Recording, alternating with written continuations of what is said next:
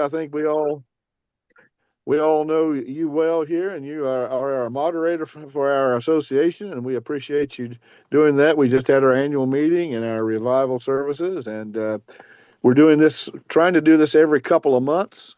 So over the next few months, we're looking at having Chris Buckman in January, and then I talked to Pastor Tim Bonner and Pastor Alan Acker about maybe doing something in March dealing with church revitalization. They went down to the conference a few weeks ago down in Atlanta. So we got several that we're working on already for next year. So I'll turn it over to you, Lee, and let you take it from here. All right. Thank you, Ron.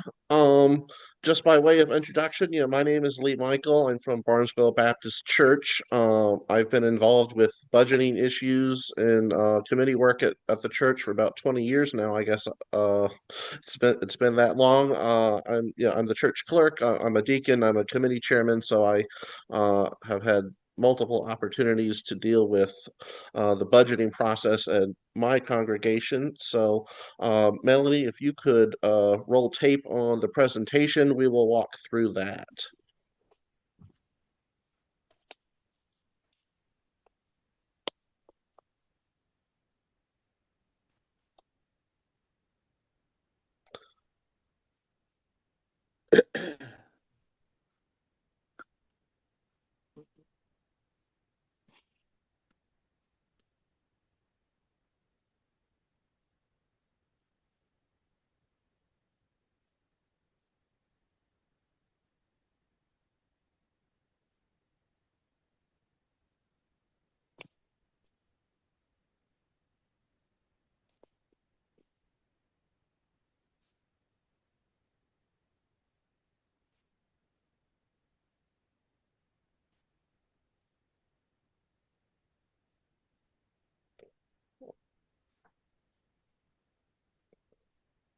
All right. So yeah, if you have questions along the way, I'm happy to answer those, but we can also have a larger discussion at the end, as Ron mentioned. So if we can go to the next slide. All right. So the first question, why do we need to budget? Some scriptures here. All have some common themes. Proverbs 21:5 talks about the plans of the diligent. In Luke 14, Jesus tells us to sit down first and count the cost before we engage in projects. 2 Corinthians 16:2, Paul tells us that we should set aside some money in keeping with your income. Back in Proverbs 21:20, the author says that the wise store up. And again in Luke 16:1 and 2, from this famous parable, the the key verse there is that stewards are accountable for their actions. And what we see here in the scriptures when it comes to money, money is one of the biggest themes discussed in the scripture, because it has to do with our decisions and our values and what's important to us and how we, use our resources and how we choose to live our lives. So there is a spiritual dimension to this. But what I see in all these verses is the need to plan and to think ahead and to prepare and consider the future. So budgeting for a church is, again, not just about the math, making the math line up, but having plans, having goals, considering the needs of the future. So that is a basic reason why we should budget. But there's a few more, and we'll turn to the next slide. So there are three, practical reasons you want to budget as a church. The first is clarity. Your reasons and your plan for collecting and using money should make sense. Yeah, it should be clear, it should be obvious, it should be, reasonable and rational. Next, accountability is important. When you have a budget, that means that you have, a plan and a goal that you can track. So it minimizes drift towards things that are not important or not as important. It gives you guardrails so you are not wasting or abusing the funds that your church has been entrusted with. And the third practical reason, it's a matter of stewardship. Church resources, no, time, money, talent, all of those things belong to God, and they need to be handled with respect and excellence. We need to give God our best in all areas of our life. And as stewards of, if you are a church leader at your congregation, doing budgeting well is one of the many ways that you show respect and excellence towards the things of God. And then the fourth reason is scriptural. When you budget, it shows your values, and there are money related values in the scriptures. Galatians 6:6 says to support your gospel teachers. Give them the ability to pursue their livelihood as gospel teachers. Philippians chapter 4, Paul says to contribute to evangelistic and missionary work. In the Old Testament, Deuteronomy talks about giving to the needs of the poor. Acts 4, as church leaders, we need to show leadership in both spiritual and financial matters. And in 2 Corinthians, the wisdom is that we should be able to handle money in a way that is defensible against any accusation that we are handling it well, that we are not squandering it. So those are, three practical, one scriptural reasons why we should budget. So hopefully everyone is on board that budgeting is a good thing. Any questions so far? All right, then we'll move on to the next. All right, so there's a church budget cycle. So in the email advertisements, the premise was that the church budget is not just something you do once a year and then you're done. It is a year-round thing. There is a cycle. So the bulk of this presentation is going to be about walking through the different steps. So the first step is prepare there at the top. And then going clockwise. Once you prepare to budget, you need to set goals. You need to build your budget. That budget needs to be approved, and then you execute and spend that budget. And then throughout your budget year, you need to monitor and report. You need to adjust if necessary, and you need to review at the end of the year so that when you go into your next annual budget cycle, you can again prepare for the next year based on the what you've learned from the previous cycle. So that clockwise progression is what we're going to be walking through. So let's talk about how we prepare to budget. Next slide. All right. So when it comes to preparing to budget, you need to understand your church's situation, context, and trajectory. So I'm going to imagine everyone participating in this has been a part of their church leadership for a good while. You are familiar with your congregation. You understand what the opportunities and challenges are in your congregation. So let's talk about income. There are different types of income: tithes, offerings, special gifts, memorials, designated funds, fees, grants, and fundraisers. So as you consider what is available for you to spend, you need to be familiar with what types of income that you have coming into your church. And then as you think about that, what is your giving context? What is your membership or donor base size? What is the income range in your church? What is the giving rate in your church? Some people live in rich areas, some people live in poor areas, some have people who are of a very generous giving tradition. Other people may not be so much.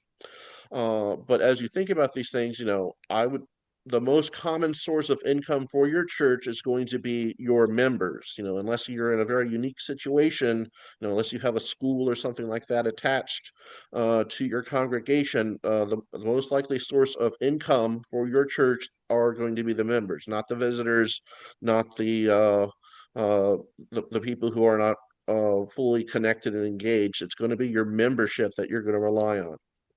So it can be hard to predict or guarantee income in advance unless you are are able to, ask and guarantee from people what they're planning to give. Most churches are going to assume a similar amount to what they did last year. But there can be major changes to income. Think back a couple years ago. How did COVID affect the giving patterns in your church?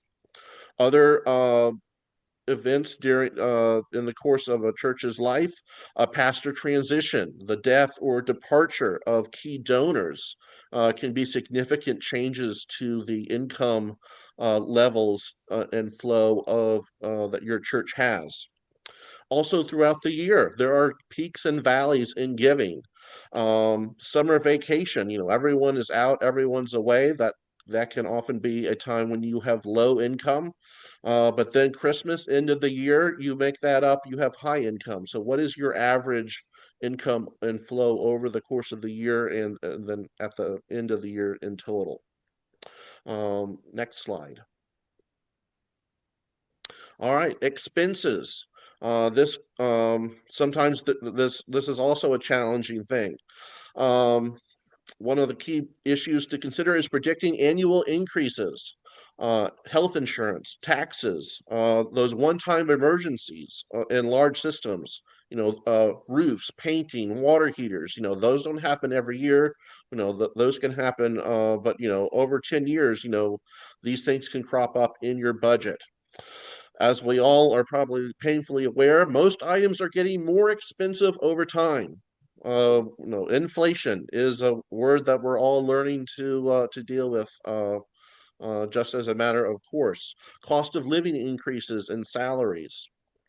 So as you think about these expenses and the gradual trend over time, it's important to remember a church's ability to fund annual increases will eventually be limited by the size and giving capacity of the congregation. So you can't, increase your spending, your expenses, infinitely over time. The size and giving capacity of your church will determine, what you're able to spend and what you're able to fund. And church growth, as you get larger, as you have more complex systems, so if you go from 50 to 100 members, your cost will not just double. So think of a situation, you have more members. Now you need more church staff conducting more ministry. That means now you need, a larger complex organizational structure. So all those new, you're hiring new pastors and associates and assistants. They need salaries, and now you're going to need a larger building, and that building will need greater maintenance needs. So the larger you become, the more ministry you have, the more expenses you have, and those expenses are greater than just a simple, mathematical increase. So think about all of those things as you get ready to work on your expense plan, your budget plan for the next year. Next slide, please.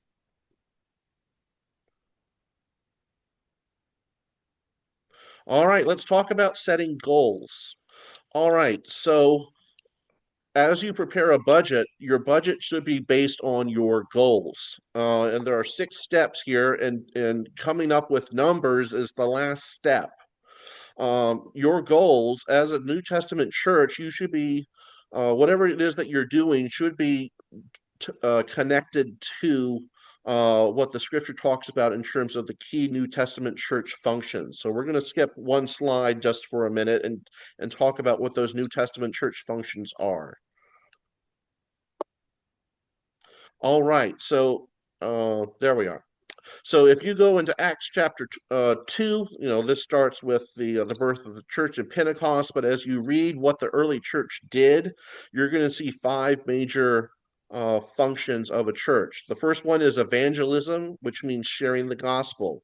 In the modern day, that can be VBS, the Montgomery Baptist Association tent at the county fair, witnessing, visitations. Another key function of a New Testament congregation is discipleship, which means teaching and preaching the word. So that involves things, Sunday school, Bible study, small groups, mentoring and training events. Ministry is the third one, and ministry can be defined as meeting needs in Jesus's name. So that could be, community drives, benevolence, mission trips, things like that. Fourth is fellowship, which means showing care and love. That could be a church-wide meal or social event, ministries for men, women, children, etc. And the final major function of the New Testament church we see in Acts 2 is worship, which is praising God. So that's Sunday, Sunday morning worship, midweek services, prayer meetings, holiday services, music and singing, etc. So if you think about what your church does, you can probably connect, 99% of what your church is doing to one of these five categories. And I'll note as we talk about this, church priorities and goals should drive your budget, not vice versa. So it's important that we are maximizing kingdom growth. So reassess and adjust your priorities and goals each year to make sure that whatever it is that your church is doing in your context, that you are setting goals that look like what the New Testament church should be doing. So that's what I mean by setting goals and the church function. So let's go back one slide and complete that discussion. So yeah, so once you know what those five functions are and what your church should be doing, how is your church going to do that? What a church in Silver Spring and a church in Barnesville is going to do to uh, make those things reality in their neighborhoods is going to look different. But so, what is your congregation's priorities and goals? What is your congregation good at? What are the needs of your ministry area? So yeah, church functions flow into once you have those in mind, those will help determine your congregation's priorities and goals, and then you come up with the activities and events and ministries that you will want to conduct in the next year to achieve those goals. Then you can think about what are the resources and personnel that you need to get those things done. Then what are the costs uh, to achieve those events and ministries to pursue those goals to meet those functions? And then once you have those numbers, then you can start talking about budget. So setting goals no needs to be the start of the conversation, not an afterthought. So start with setting goals and then come up with a budget to do that rather than vice versa. All right, so we're done with that slide, and we finish the slide after. All right, now we can start building our budget. Now, yeah, so think first, then plan. So what is your budget cycle? I know at my church we use the calendar year. So we are, currently working on our church budget right now, preparing for a January 1 start. So we're planning and building this fall to begin with January 1st, 2026. Other people can use the fiscal year, which starts on October 1st and goes to the end of September. So whatever works for you and your congregation, know what your budget cycle is.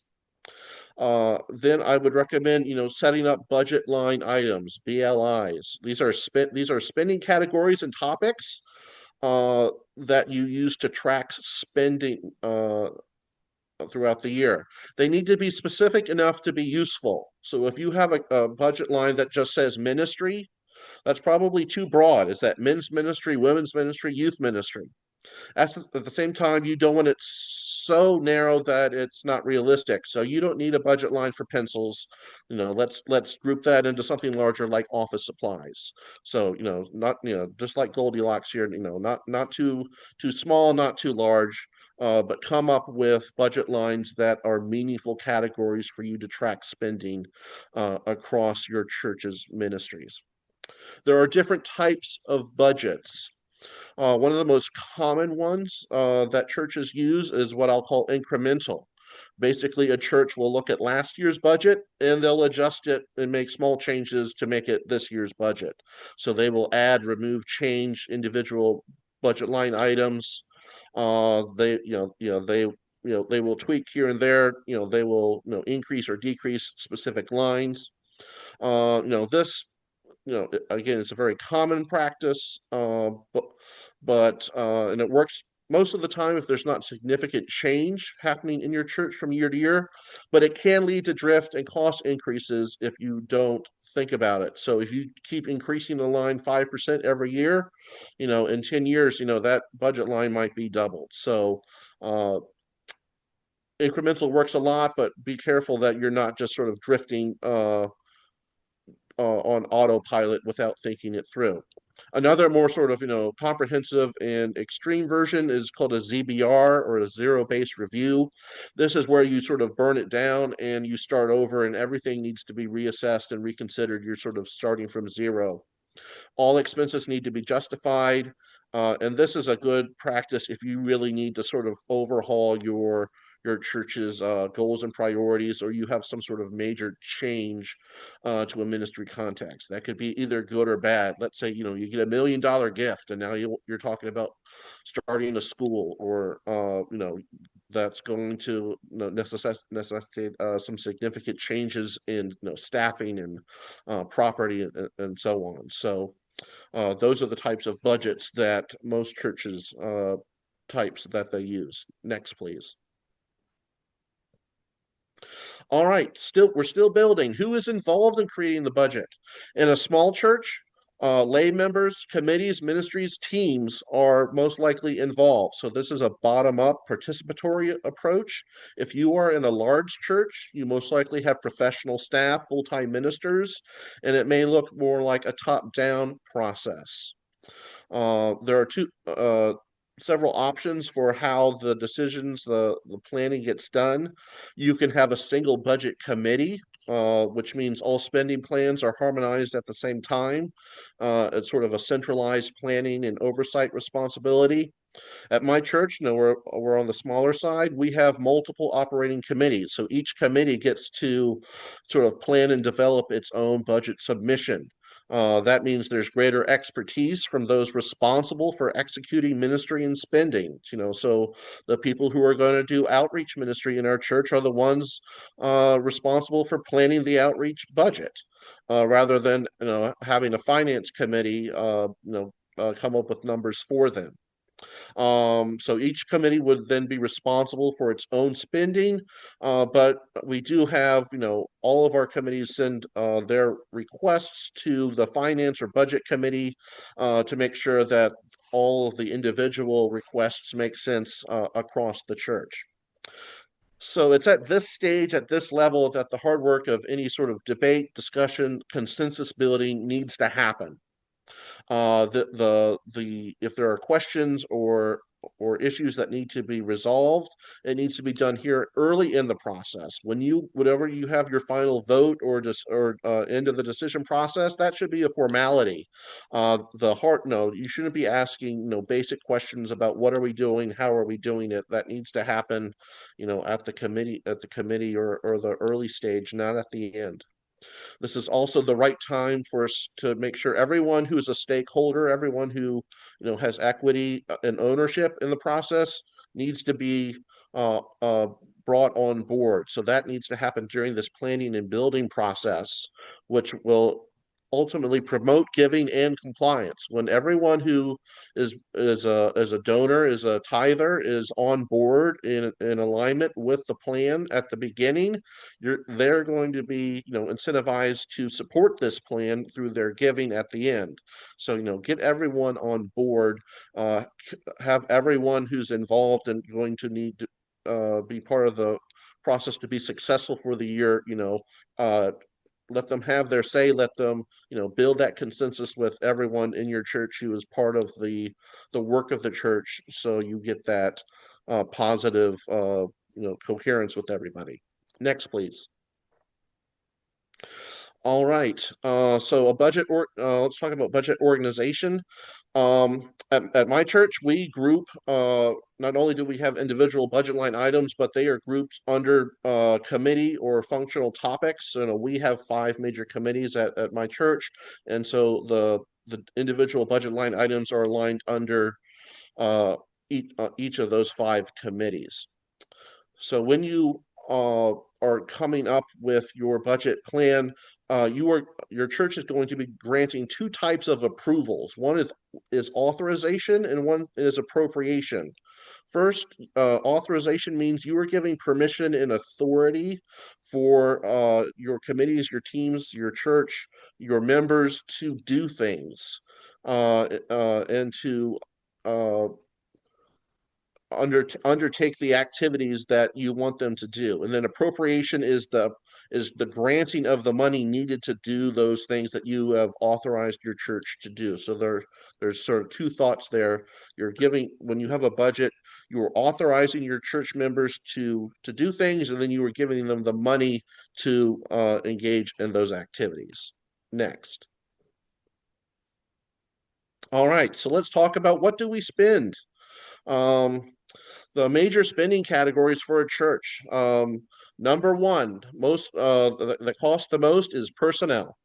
This is probably true across any organization, at your place of work, any sort of other group of people, organization, corporation. People are the most expensive thing. So that's your pastor, other ministers, full or part-time personnel. So that involves salary, benefits, retirement, health insurance, taxes, professional expenses. That's going to be your most expensive part of your budget. The second most expensive part of your budget is going to be property. So that's your church building, parsonage, vehicles, and that involves everything from maintenance, cleaning, utilities. If you have a mortgage or rent, taxes, office, insurance, subscriptions, all of that, just, the things you need to, just have a functioning organization.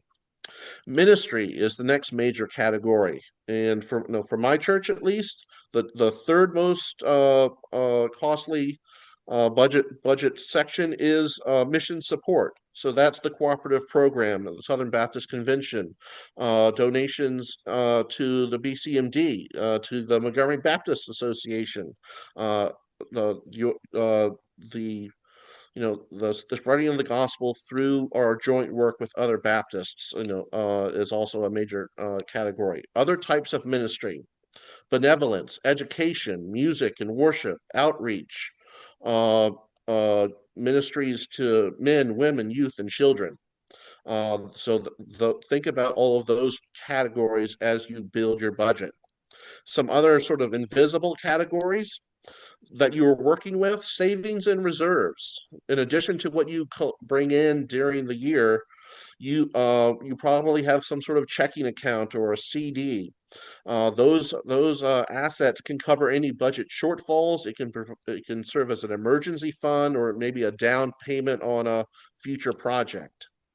You may also have debt or interest payments that needs to be serviced on time to avoid defaults and penalties. So that needs to be built into your budget plan if you have ongoing debt that needs to be paid. That needs to be part of your expense plan.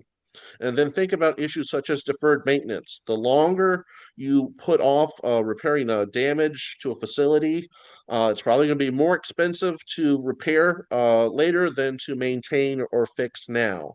So think about all of those sort of invisible categories in addition to what you have as sort of the immediate needs of the current year's budget. Next, please. All right, now we're at the approval stage. You've come up with your budget plan. Who approves this? Is it the professional staff? Is it the congregation? Is it your membership? Whatever process or procedure you have in your church, it should be clearly defined in your church constitution or bylaws. You need to follow those rules. Whatever stated requirements for notice, letting people know that a decision or a vote is coming up. How many participants? Is there a quorum? Does it need to be half the church, 2/3 of the church? Is it a majority vote? Does it have to be 3/4 of a vote? Is it at a business meeting? Is it after the service? Whatever rules you have in your church, you need to follow them. If you don't have rules, you need to create them, and you need to be diligent to follow those rules so no one can say that you are, spending money without permission or without authority. You need to allow for sufficient review and comment period. If you're only showing your church members the budget 5 minutes or 1 minute before they vote, that's not really a meaningful opportunity for them to think about or know about what's going on. So give them time to review the document. Let them ask questions. Let them think about it. Again, you want not just a yes right at the moment, but you want people to be involved. You want them to be supportive. You want them to have buy-in from all these people so that you have their support and trust and goodwill throughout the year. All right, so your budget motion, if you're writing this down as a budget motion, there's several key elements that you need to have, and I'll show you an exemplar on the next slide, so you don't need to think about all of these immediately. But you need to you need to mention who's being authorized and given appropriation authority. Who is allowed to spend what, who are the recipients of that money, what is the time period, what are those line items. It's always good to sort of show what you spent last year and how that's a change from this year. It's also good to show total spending amounts by committee or group, and then the total church wide. So let's flip over to the next slide and I'll explain what that is. So this is a portion of the budget motion from my church from last year, last December 2024. We were voting on the January of the 2025 budget. So you'll see there that our treasurer and chairman was making a motion. And all those elements are there. I didn't list out all the line items, but you'll see there from the headers that we were listing out all the budget line items. We showed what we spent in 24. We're showing what we want to spend in 25, and then we show the change, and then we're showing the totals in those columns. And then we're indicating that we are giving the officers and standing committees of the church authority and appropriation power to use these funds for the operation of the church's ministries and activities. So, all those elements show that the church is behind this plan and who is allowed to spend. All right, next slide. All right, so now you've passed your budget. Are you done? No, you have 11 months and 30 days of executing and spending before you're done with this budget. So, questions. Who is authorized to spend church funds and purchase for the church? Is it the pastor? Is it the staff, committee chairs, ministry leaders? Who is, so you need to have a plan. Who is authorized to spend money in your church? How are payments made? Do you have a church credit card or a checking account? Does someone else pay on behalf of the church? Those decisions need to be clear as you spend money. What discretion is there on spending choices?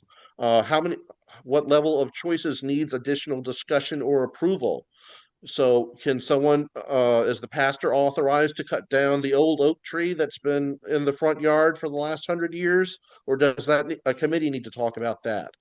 If you want to swap out the carpet or the pew covers, who is the maintenance person allowed to do that, or is there a committee? If you need to replace the water heater, no. At what level of comfort is your church prepared to grant, decision-making authority on individual spending choices? If it's something big, you probably want to go back and check in with the pastor, check in with the committee chair. If it's something small, no one cares if you're going to buy a bottle of Windex, but if you're cutting down the old oak tree that your great-grandfather planted, you probably want to talk to somebody about that before you hear about it after. And then as you are spending money, what proof do you have of spending? Do you have receipts, contracts? Are you sending that in to your treasurer or finance committee? What is the procedure? Do they want a hard copy or email? What is the reimbursement process? Who is authorized to actually draw out money? It's probably going to be limited to the treasurer or someone on the finance committee. And what are those payment methods? Are you going to issue a check? Are you going to direct deposit into someone's account? So you need to have those procedures at sort of the tactical level of how money is coming in and out. Next, please. All right, you need to monitor and report. You need to ensure transparency, honesty, and accountability by those entrusted with church resources to again, earn and keep trust with the congregation. So you need, if you have a monthly or quarterly business meeting, you need to be able to report regularly. So you need to be able to track your spend rates. You need to compare with your income rates, so your spending and your income levels are balanced. Sometimes throughout the year, there are large one-time bills, but if you're halfway through the year, but you spent 90% of your money, that's going to be a long 6 months till Christmas. So you need to think about that. So are you drawing on your current income, or are you taking out of savings to account for those things? Yeah, so regular budget reports to the church on whatever cycle makes sense for your church. Think about your spend rates. Sometimes you have one-time expenses. An appliance goes up, and you need to, it's $500, but that's the only expense in that area for the whole year. You have annual spending, annual subscription or seasonal. Fuel oil or grass cutting only happens in winter or summer, but not anywhere else. And then you have regular spending. Salary is every 2 weeks or every month. So think about the different rates of spending for your categories. Act act early to avoid using up your budget if you see that, if there is a significant discrepancy between your spending and your income. Make sure that your money is not being spent too fast, so you run out of the cash to pay for things.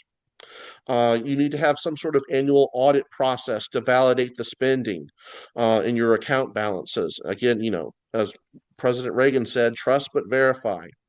Don't put people in the position of temptation or long-term unsupervised access to funds without safeguards in place.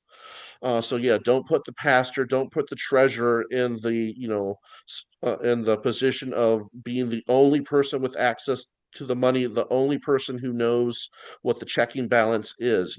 Have safeguards, have multiple eyes, have criteria and procedures in place already, so that these people can't be tempted or placed in an area where they might mess up because they have no accountability. Next. Next topic here is adjust. You can make changes. Lots of things come up during the year that you didn't think about when you first created the budget. So what is your process for making mid-year changes? Who is authorized to request or approve changes? In my church, if someone needs a significant adjustment, if someone asks for that from the floor, that goes to a committee, and then it goes to the treasurer to review. So we do have a process for making adjustments. What is your plan for unexpected expenses or emergencies? So if that old oak tree falls on the roof and you need to replace or repair the roof, how are you going to pay for that? Do you have a contingency fund or some sort of line item for emergency spending? New opportunities. So it's not just bad things that are the reasons you might want to adjust the budget. Yeah, maybe you get a big bequest, or maybe you have an opportunity to go on a mission trip that you didn't know about. How can you make changes or increases to your existing budget? And then sometimes it might be appropriate to transfer funds across your budget lines, so you're not, there's no net increase to your budget, but maybe, something isn't being spent on very much, but there is a high need somewhere else. What is your process for transferring funds across your budget? And then think about how you might include that change in next year's budget, or was it a one-time event and you're just going to revert back to your baseline? And then next. All right, so review at the end of the year as you're preparing the budget for the next year. Some questions to ask yourself. Were your goals based on this year's priorities accomplished? Did the budget work out? Did the budget adequately support and fund the goals that you set for yourself in the past year? Does your church need to adjust or change its goals or and priorities for the next year? Again, we're always trying to maximize kingdom growth, and so no, if there are old ways of doing things that aren't effective anymore and you want to make changes, or there's opportunities to do something different or improve, make sure that your budget is supporting that thinking rather than being locked into a budget just because that's the way it's always been done. Review your assumptions on your income and your costs. Were you did you have realistic numbers? What were your actual income amounts? What were your actual expenses? And then, bottom line, is your church ending the year with a surplus or a deficit in your budget? And then what are some of the causes or reasons for those? Uh, and so that is the budget cycles, going from preparing all the way to reviewing what happened. So that is the end of the slide deck. So I'm happy to have any questions or discussion that you might have. Okay. All right. Are there any questions? That was a very excellent presentation, Lee. I appreciate that. Very practical. Anybody have a question? Yes, I got a question. First of all, thank you, Ron, for bringing such a fantastic training on Zoom here. I've seen so many budget in my years, and I can tell you, Lee, and I'm not flattering you. I'm telling you, this is one of the best training I've seen in reference to the comprehensive budget structure. So I thank you. Yeah, I hope that you can send this to some of us who would need this to help us to really look at what we're doing currently and see how we can enhance that. But the question I have for you here is just simple. From the preparation stages to the review stage, how much time have you allocated for that preparation? Is it 3 to 6 months? Or what time do you start in that preparation? That's one. Sure. Well, I'll sort of give you two half answers. One, as you select church leaders that are involved in the budget making process, hopefully you are selecting people who are knowledgeable of the church, knowledgeable of the ministries, so it's sort of, that's sort of an indefinite sort of long-term thing that, people who are familiar with your church and its contexts, so that sort of wisdom and experience, is sort of developed and strengthened over years. On the sort of the more of the short term, our church starts the budget process on the 1st of October. And we give the committees, so at the October business meeting, a call goes out to the committees to prepare their budget requests, and they have until the next month to submit those requests to the treasurer. So hopefully your committee leads, your pastor, your deacons are talking and thinking about these things already. But in terms of let's sit down at a table and talk. At my church, we give a month for that sort of budget planning and preparation process. Then the next stage, those plans, those requests go to the treasurer and the finance committee in November. They have a month to meet. Not that it necessarily takes a month, but we give them a month to consolidate all of that, and then we are voting on the next year's budget at the December business meeting at our church. So it's a 2 month process in our congregation, but it really depends on what your needs are. So again, if you just got $1 million bequest and now you want to start a school or something at your church, or some a huge feeding ministry, that might take a lot more planning and discussion than if you're just sort of updating last year's budget to look 99% like last year's budget. So it's really sort of situation dependent. But October to November, December is a process, a time scale that works for our congregation for, largely updating and making minor adjustments to last year's budget. So from what I hear you mentioning right now, this is the internal process that takes about 2 months. Yes. Okay. I will also mention that our treasurer gives committee heads quarterly updates on spend rates. Yeah. So I know in, March and June and September what spending has happened under my committee. So I can track, if it's June, I'm expecting 50% of the budget to have been spent. So, if it's 20% or 80%, then I start asking questions. Why are we spending so little? Why are we spending so much?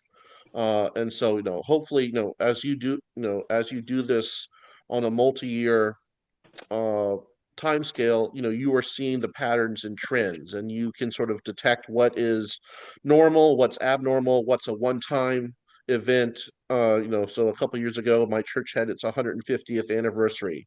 So we had a big celebration. So we had some unique spending for that year, but we're not going to have another big party like that for another 25 years. Yeah. Or, we replaced the bell tower however many years ago. That's a once a century sort of event. So, so hopefully, you start seeing trends and patterns as you serve in a church and understand. If someone's brand new, you're probably going to need to have some more intentional discussion. But if you've been the pastor or a deacon for a number of years, hopefully you have already sort of accrued that baseline of experience on what looks normal and appropriate for your church.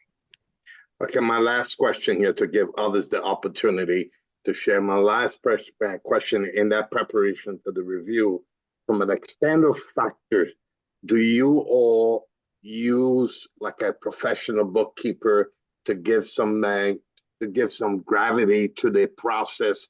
Not just the internal folks putting it together, but you have some external folks out there who are looking at and putting together from a professional and accounting standpoint. How do you move into that process as well?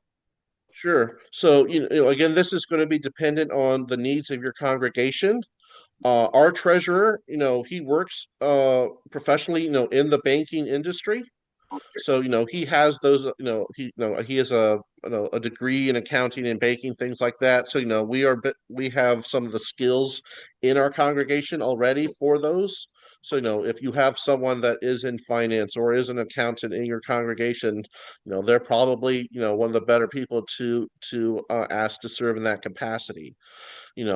If you're a smaller church, you can probably rely on people. Or if you're a small business owner and you already, you run, you already are familiar with taxes and spending and checking accounts and payroll. If you have people with experience, those people who have expertise by their occupation or otherwise, you can probably rely on that volunteer experience. If you're a large church with thousands of members and millions of dollars in assets and income, you probably want someone full time. So it depends on the needs of your congregation.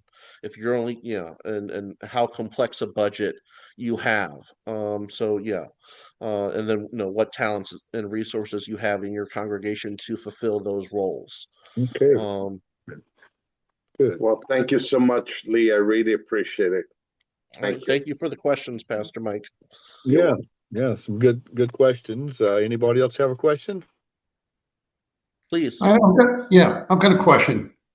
So I wonder how, if anyone's got advice about how to get participation in this process and buy-in. What I face is the people who fill leadership roles at this church for a long time. They're stepping away. They're aging out. Some of them have moved away or passed away. We've got some committees that don't even have any leadership. And when I start the my budget process. I've been doing this. It's my third year. Um, I go to the different people, and I ask them, for input. And mostly I get crickets. I get, well, just gonna be about the same as I got last year. And then the only exception to that is our personnel committee. They're very responsive. Um, the head of the personnel committee is uh, he comes from the financial background, so he he comes with all that experience, but he's aging out too. He won't be doing this Yeah. much longer either. So yeah, really succinctly, I don't know how I change this process. I do like the information and the ideas that were presented in this um, presentation, uh, but I can't implement this all on my own. I, Sure. I just need, I need to be able to get people to engage. Right. So, a few thoughts that I have here.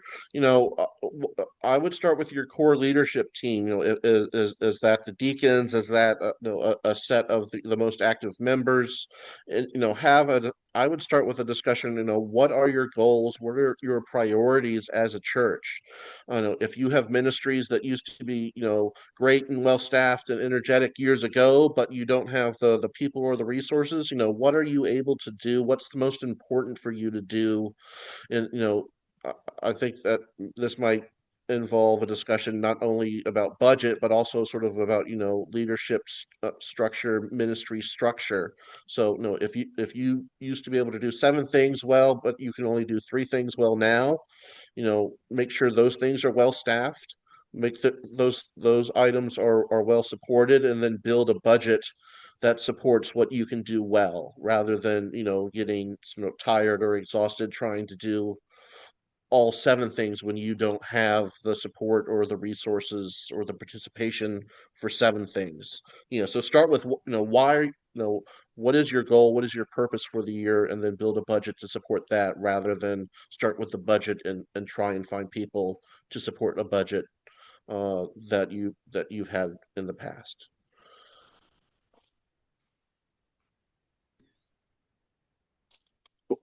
One thing that I have seen to be successful is to have a stewardship dinner where the budget is presented and you have different people present different parts of the budget, and then like a town hall meeting where people can have opportunities to ask questions, and then that gives ownership to the process and the education.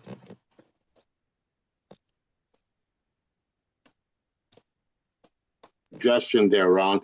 But one of the things for small churches right now is, I think Lee stressed wholeheartedly the temptation of just getting the pastors involved in just being like the number one overseer for everything.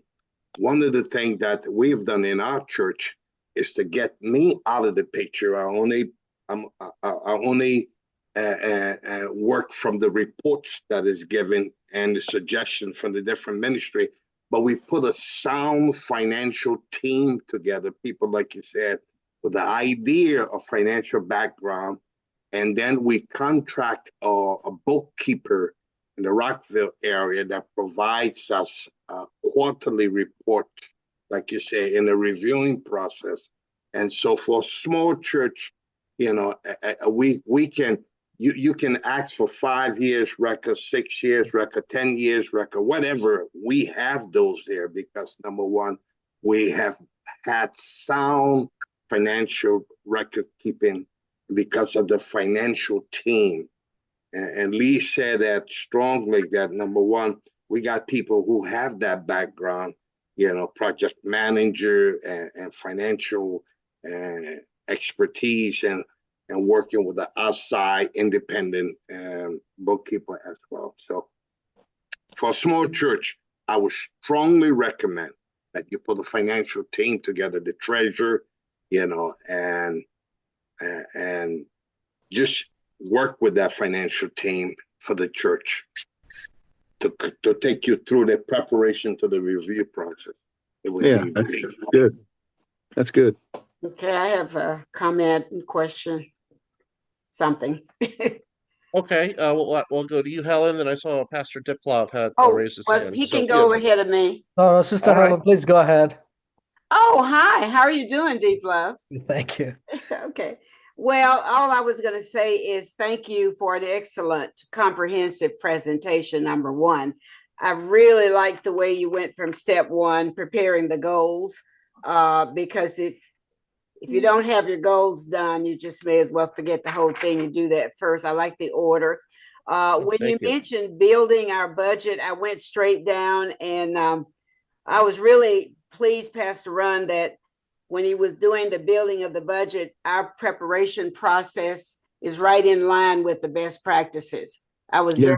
very pleased with that. And he mentioned there were two Mhm. different types of budgets, the incremental as well as the zero base. We use the incremental. That's what we use. We look at the previous one and we make changes based on our changes and information in that to that extent. So I looked all of that going down to the spending categories. We're really okay with establishing categories, and he mentioned how they shouldn't be too broad or too narrow, and we're okay with all that.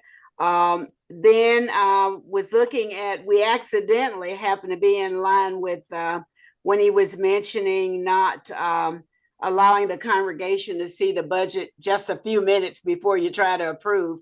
Many years ago, that was being done. And as you know, Pastor Ron, what we do, I've been calling it a draft budget, but we've been putting it out to the congregation, giving them a couple of weeks to review for questions or whatever. So we just accidentally stumble into that as a part of best practice, which I didn't know that was a part of best practice. So, but so we're okay with that. It does seem that, though, we would need to look at putting in writing some of the information he was discussing about what discretion do we have with about making changes, under what conditions, what type of changes, who would be authorized to make certain changes, and what type of changes. So I think in that area we will need to look at and put something in writing. Now, to my only question was if he could give some more information about the annual audit process you were talking about. Is there the simplest method, and least costly method?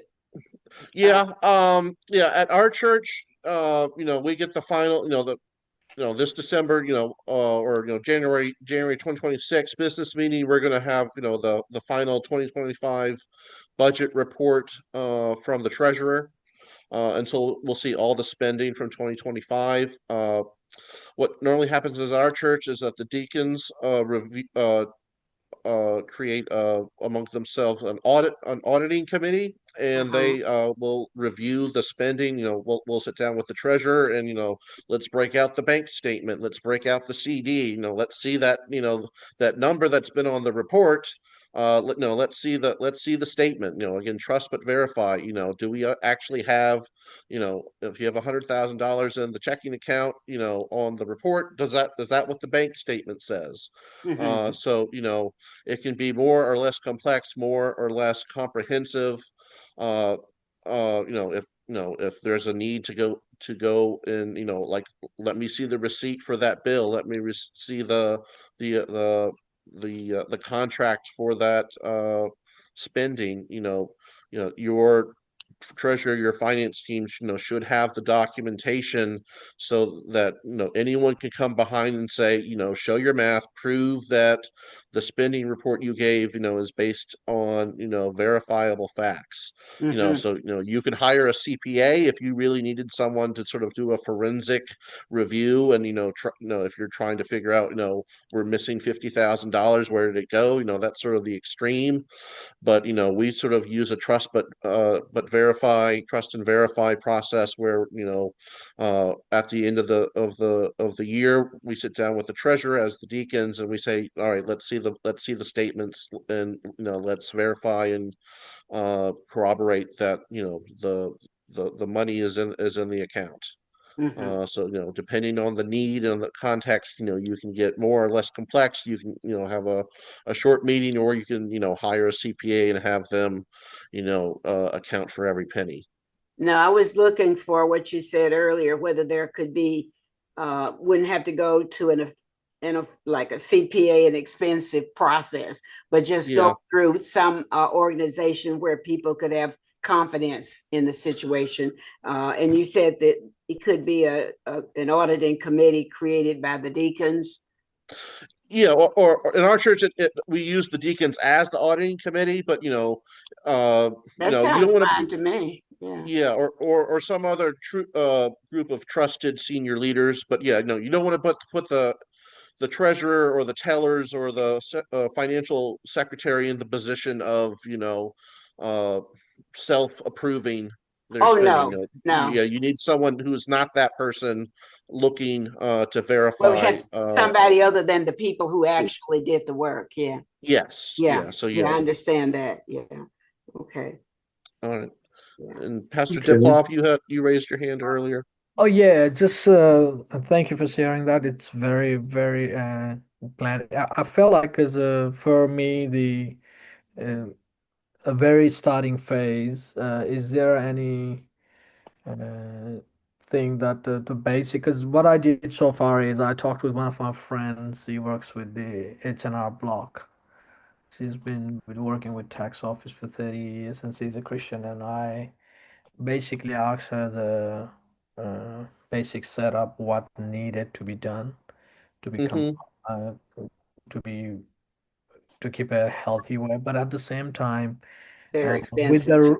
the yeah, They're that's very expensive.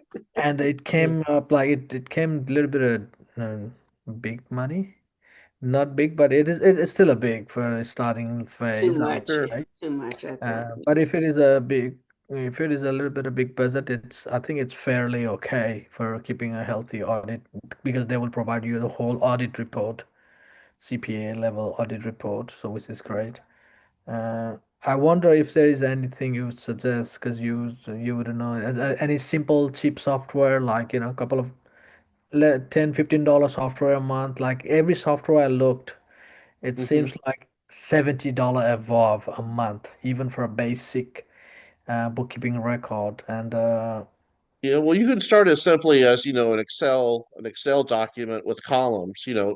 Start small, and then as you grow, you can expand in complexity and cost. But start with good habits now.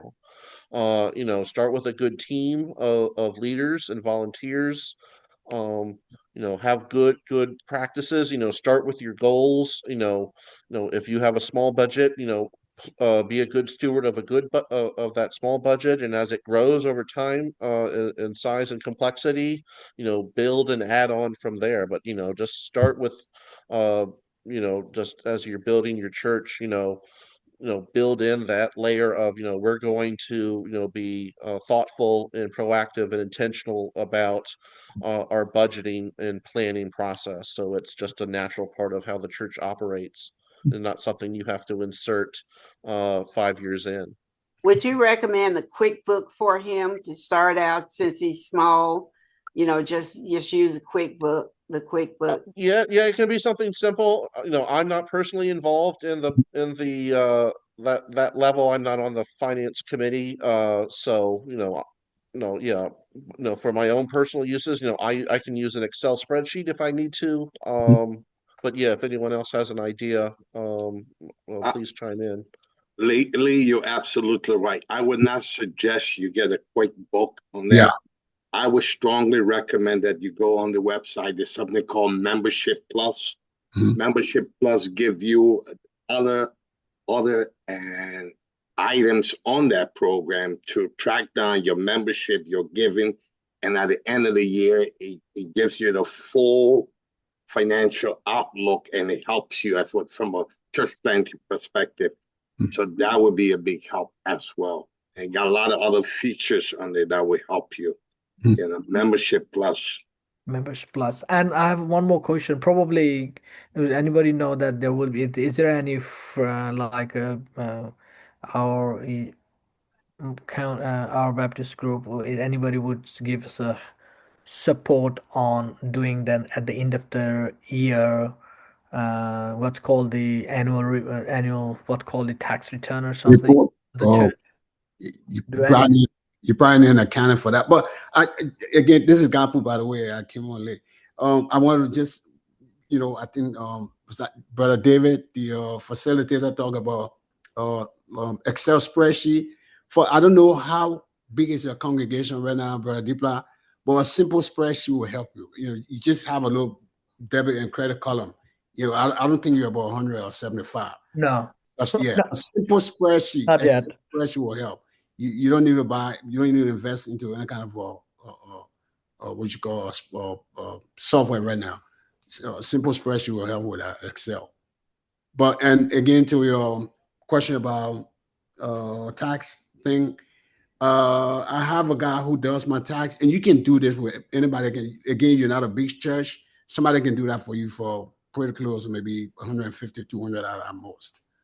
I also do myself a bit of my personal taxes and stuff, but Yeah. I do want some, because one of the thing as my thought is just to be stay out of the scene, like Pastor Michael mentioned, that Uh-huh. being an observer, but rather than being hand into the finance bit, because I want that be in that part from the Mhm. beginning rather than Mhm.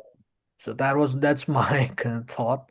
So that Okay. is why I was asking if there is an option to not to, if I have Yeah. option to exit in the early phase. So that would be good. That's why I was asking that. Yeah, I think Pastor Ron can probably help you with advertising now on the association website. You could get somebody that can do that for you, for maybe half the price. I think. That would be I'll share what I do here at Seven Locks. So we use a software program called CDM Plus. CDM Plus, I don't know Membership Plus. I can't compare the two. The only thing I can say is it's if you're going to buy software, look for something that's more tailored towards nonprofits than what QuickBooks will give you. QuickBooks will give you a lot of overhead, a lot of infrastructure, a lot of bells and whistles that aren't relative to what your mission is. As far as the taxes go, I figured out to do that on my own. We have 5 employees, so I file a 941 federal form, and then I file the state of Maryland has a couple of forms I file, a 506 and a 508. wow. It's relatively simple. I'd be willing to talk to you about it, when you get around to that part, or get around to it in January. Okay, that would be a blessing. Okay, as I said, if you want to continue on asking questions, you can. If you need to leave, that's fine too. But we'll continue on a few more minutes if anybody else has any more questions. But if you need to leave, that's fine too. Yeah. I'm happy to share the slides. Melanie, if you want to send this out to those who participated or anyone else, feel free to do that or request that. Yeah. Well, But yeah, any other questions as we Yeah. wrap up here? Thank you so much. Yeah, Yes, thank you. thank you. Ron, I would strongly recommend though that for practical training like this, 1 hour will not cut it. You want to try to Oh no, well, give an hour and a half. But when we have other training, but this one right here, I would strongly recommend, since you have all the connection there at the Baptist Convention in Maryland, Delaware, there's nothing in our convention for small churches and medium-sized churches. for budget and clarification like what Lee has presented. Very little, and we could even consider this for one of our training events for our annual spring training. Yeah, And like that's, if you wanted to like actually like walk through an actual budget and like look at the numbers, like I didn't really give any, I just discussed the concepts, not like actual numbers. So, something longer we could talk about and walk through an example budget and talk about, how do you review and decide, how much is the pastor paid, how much do you allocate for cutting grass, how much is heating oil, and how do you decide what that number should be. So, there are different versions of this we could do. yeah. And sorry, just the last thing, Pastor Lee, it would be great to see the budget items, the points, Sure. headings. So that will give us a big I would love to see that if possible. Sure, yeah, we can talk about that. Awesome. Well, and this is one of the nice things about something like this. We introduce a concept and give some basic introduction, and then there can always be follow up. Any of our speakers are willing to take time, and if you want to call them or email them, text them, however, that's one of the nice things about this. And you can go back and look at it again through the recording. And then Reverend Deep Love, if you want to look at an example of categories, I think if it's okay with Pastor Ron, you could look at our budget categories if you just want to see some samples of how budgets are put together. I'd be happy to show you ours. Yeah, You wouldn't could have maybe the even- same categories, but you would see the type of categories, because I think the way he did it was to show it, because everybody would have different numbers. But I think the way he did it was extraordinarily detailed. Because it went straight down to the type of budget. You would have incremental or zero base, and then who is involved, and then the categories, the spending categories. He went through. The only thing that could be added would be specifics. And so if you could look at somebody else's budget and see their specifics as an example. But if you want to look at ours, if Pastor Ron is okay with it, it'd be okay. Yeah, that's fine. That's Yeah. fine. In fact, you could even send him a copy if you have a copy online. It'd be fine. Okay, well, thank you, Lee, for a great presentation. I agree that this is one of the best presentations I've seen to give basic introduction and understanding, which has still had some depth to it. So I do appreciate you doing this very You're much and welcome, and taking the time to do this. thank you all for your questions and participation. You're Yeah, welcome. this was a good meeting. We had a dozen different people that came on tonight, but again, there will be others that I know have told me that they want to watch this online, and I've